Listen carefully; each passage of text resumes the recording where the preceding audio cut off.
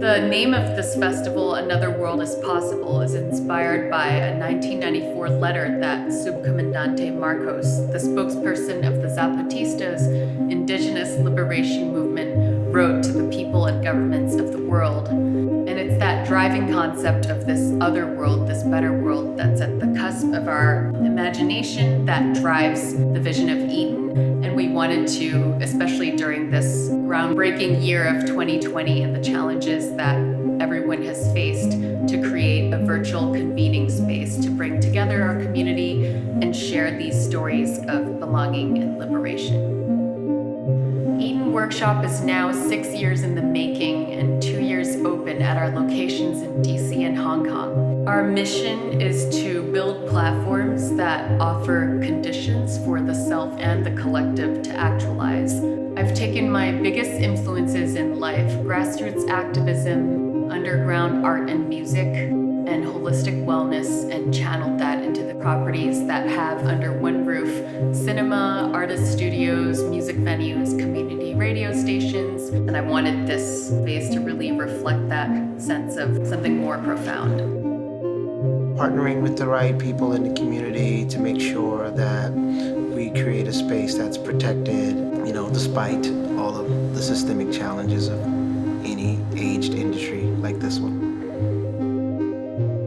Do you want to be estranged from the community, or do you want to be part of the community? And I think it's easy for a business to just have profit in mind, but if you want to be part of the community, you have to have other things that are part of that bottom line. Physically, for folks having a space to hold their meetings, for people coming from around the country to have a place to stay when they bring their struggle to the halls of Congress.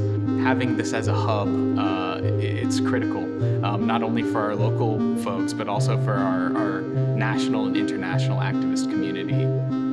Re-envision how it uses spaces, how it could be a space of generosity, how it could help revive imagination, how it wanted to be a space for art and culture and also for social change. What Another World looks like is finding our passions and being able to live in it and allowing for those things to support community, to creatively live out our life and be in community with one another, be in deep and right relationship with one another. Another world is possible. It's not just something that's far off that one day we'll achieve. Rich, poor, black, white, indigenous, any color, living self-actualization, that is the beginning of a fractal that spins outward and touches all of us. I think back on older relatives, elders in my life and ancestors and everything the struggle that they were engaged in, and it's because their process of liberation, everything they accomplished so that I can live in this way, that was their own liberation. They lived it themselves. Our realities are also different, whether we're here on K Street or we're in the mountains in Chiapas, or we're in the bayou in Louisiana or in the redwoods in California. We can accomplish so much in this lifetime.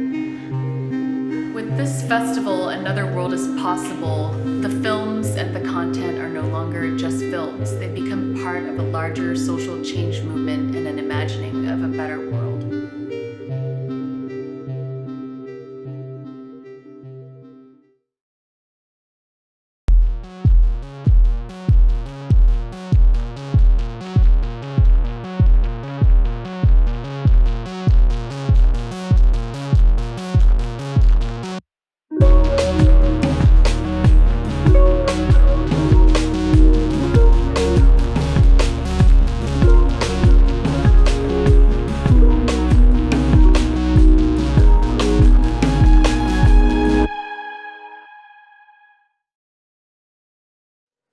Latia Casey Camp Hornick, Environmental Ambassador for the Ponca Nation of Oklahoma. Want to say thank you to Eaton Workshops, Another World is Possible, and the support of Movement Rights. Movement Rights is a small nonprofit that helps us to support the rights of nature, and for the Ponca people, we have put that into a statute with the help of Movement Rights. And we also work hard on Indigenous rights and sovereignty and fight hard against the fossil fuel regime, doing the destructive work that they're doing against our Mother Earth. We know that this time is important for all of us to join together and to build this new system of belief that understands that we must live in harmony with all that is. And for those reasons, we're asking for your support. We'd like to ask you to donate to Movement Rights to help us to build even stronger movement together. And we would invite you as well to the December 5th showing of the Condor and the Eagle. And you get more information there. And I personally am asking you to sign a petition that Governor Stitt of Oklahoma is using as an attack on Indigenous sovereignty, another land grab on Indigenous people's territory. We need your help. Please join us. Thank you. A week after his viral confrontation with a group of MAGA hat-wearing teenagers on the steps of the Lincoln Memorial, Nathan Phillips, an Omaha elder and water protector, speaks from a tender heart. This short film is a glimpse of a long emotional conversation on a rainy night at Eaton Radio in DC. It's neither a caricature nor a polemic, it's just Nate and his words.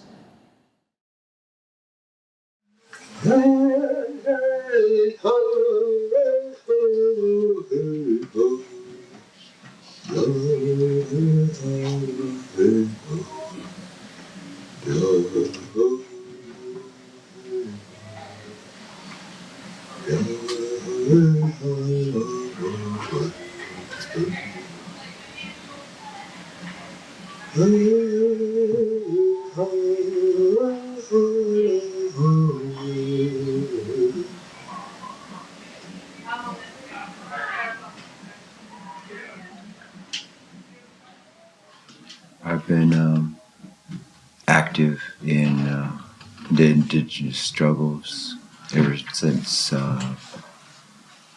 85. 85, I started going inside the penitentiaries and prisons and praying with the brothers inside the prisons. I guess that would be my start of my service work to the people. My prayer is that they can go about their life, live their life the best they can without hurting others, without hurting themselves. That's where my prayer was, you know. We're in critical times, you know. We don't have time to be at each other's throats. Racism, that's petty. You know, when we're looking at the environmental catastrophes that we're facing, I don't want to spend time worrying about if that man's black or if that man's white when my water's being poisoned. Could you tell us a little bit more about what prayer looks like when it's in action, or if there's any parallel between what happened at Standing Rock and what you meant to do on the steps of the Lincoln Memorial? We stayed after the Standing Rock for 4 months. Well, 4 moons. It was November, December, January, February until February 22nd. We went out there for prayer, because that's what it was called, prayer camp, call to action to prayer, and stand in defense of the water. And there was a lightning and the hugest thunder I ever heard. I mean, it just lit, it blinded out the dapple lights. It was so bright. This is a call to action, a call to prayer, not just the Indigenous, but everybody who's listened to this, heard this. For Indigenous people, that drum, we know what that's about. We know that that's the heartbeat of our mother. We know we call it grandfather. We know there's respect for just the drum. Take care of that drum. You take care of that drum will take care of you. What we use with that drum is to communicate our innermost feelings to God through those songs. That beat that we use, that's our mother's heartbeat. That's the first sound that we're aware of. when we're in our mother's womb, to use that sound to bring in an awareness of we're all related. This sound connects us, the mother's heartbeat.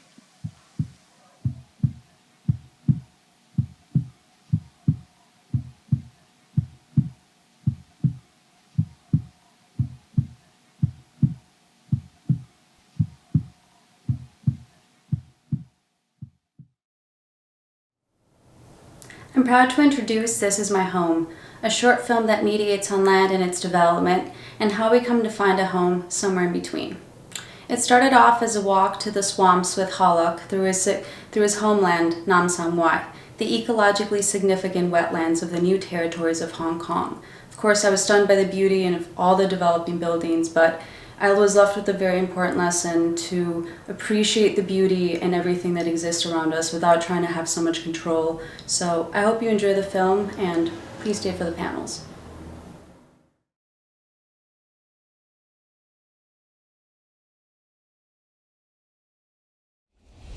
Hi.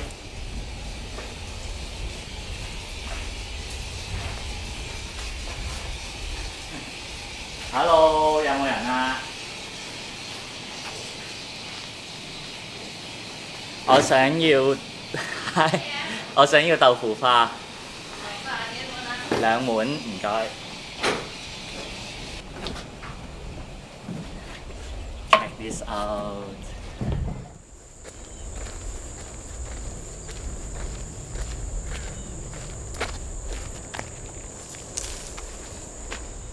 And these are the abandoned water engineer infrastructures by the rice farmers. So they used to have some sort of water filtering and retention facilities. Obviously they are abandoned and now become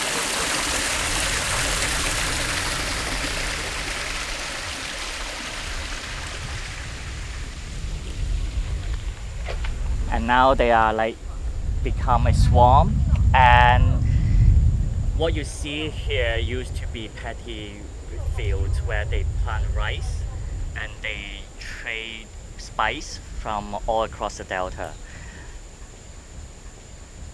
I mean, it's not the kind of choice I would make, but so wonderful. So this is where I grew up. Right across is the Yuen Long Industrial Estate, and behind that estate is my home. So when I was young, basically I ride bike to school every day, and so this is the scenery you kind of see every day. So the original idea for Yuen Long to be a self-sustaining new town. So the government prepared enough jobs and like jobs in the factories, manual works for residents in Yuen Long town. Of course, like the population get out of hand very soon, but one special thing about Yuen Long is that you can see a little bit of everything here. Like you have nature, you have industry, you have towns, residents, small stores. So it's a more balanced development. You see the mud hoppers? So they are the kind of fish that can live on Earth, and they can even climb trees. So you can see China from here. Literally, you see those buildings behind the small. So it's right across the border. So you can literally see China. You know, sometimes my family back in China, they will say, you know, like when you go to Shenzhen, it's so developed, it's so prosperous, and when we look across the border, you are so rural, and sometimes we feel that we are even, you know, further ahead. But for me, I think this is what is worth keeping, the rural area and the nature. And plus, this is my home. I mean, I grew up here, I enjoy the nature environment here. And I also grew up like seeing those buildings like gradually erected. So for me, I strongly oppose to the notion that this is a virgin land waiting to be developed.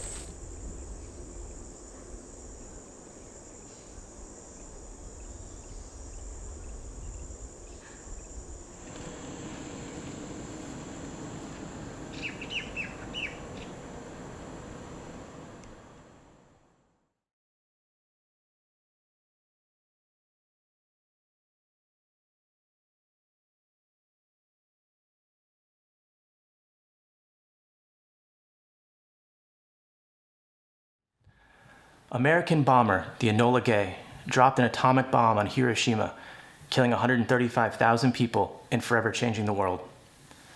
Michiko Kodama was one of the few people who survived as a 7-year-old girl. Now she's a global ambassador for peace and nuclear disarmament and has dedicated her life to remembering the horrors of the aftermath. In this short film, she shares her experience to inspire future generations to end the use of nuclear weapons. This is Hibakusha.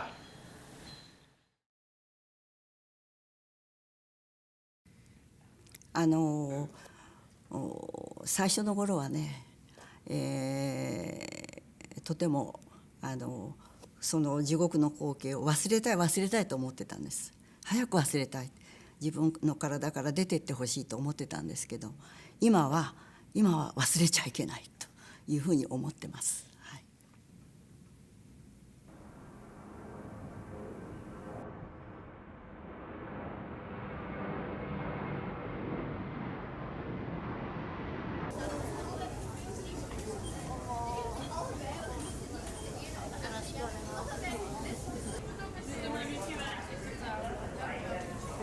原水爆被害者団体協議会の事務局次長の児玉美智子と申します。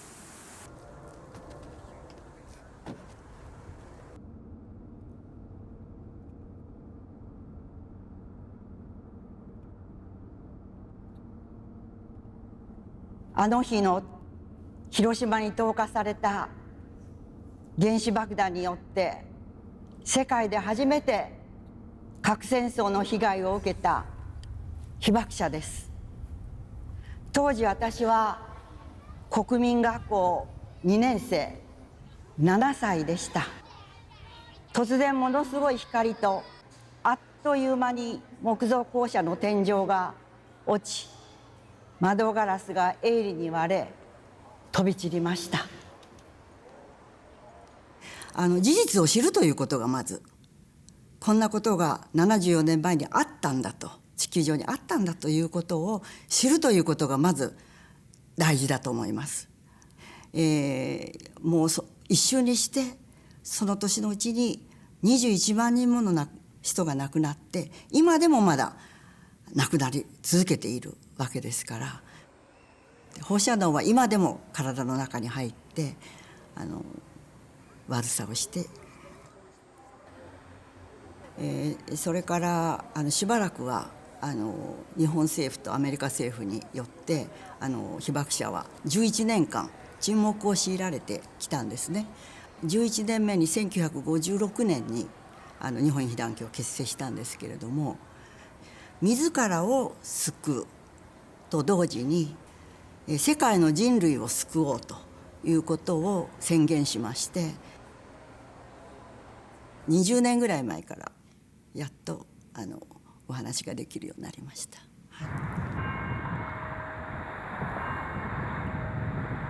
私たち被爆者は、私たちが味わった地獄の悲しみを世界の誰にも再び合わせてはならないと、被爆者を再び作るな、核戦争を起こすな、核兵器なくせと国の内外に原爆被害の実相を訴え続けてきました。で、核兵器は絶対にあってはいけない兵器、私たちは悪魔の兵器って言ってます。で、74年前は3発だったんです。で、1つはアメリカで実験したんです。で、1つは広島、1つは長崎で3発しかなかった。それが今1万3000発以上あるんです。アメリカとそれからロシアの2カ国で 90% 以上の核兵器は持ってるんです。2カ国だけで。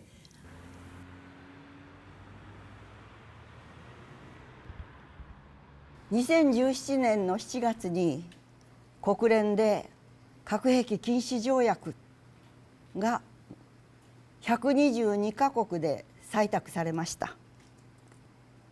しかし唯一の戦争被爆国である日本政府は今でも条約に背を向けたままです。私たち被爆者の願いを踏みにじったのです。残念でなりません。核保有国の国連なんかで大使と私は会ったことが何度もあります。その時は核保有国の大使は国民と国を守るために核兵器は必要なんだっていうふうに言うんです。でも私は核兵器では国も国民も守ることはできないよ。なくして初めて守ることができる。私たちはもう82歳平均年齢超えました。もう間もなく亡くなります。いなくなります。証言する人がいなくなる。実相を語る人がいなくなる。それはとても怖いことです。若い人たちは未来、自分たちが生きる世界ですから、それをどういうふうな世界に生きたいかということにも考えていただくためにもやはり聞いていただきたいというふうに思ってます。No more Hiroshima. No more war.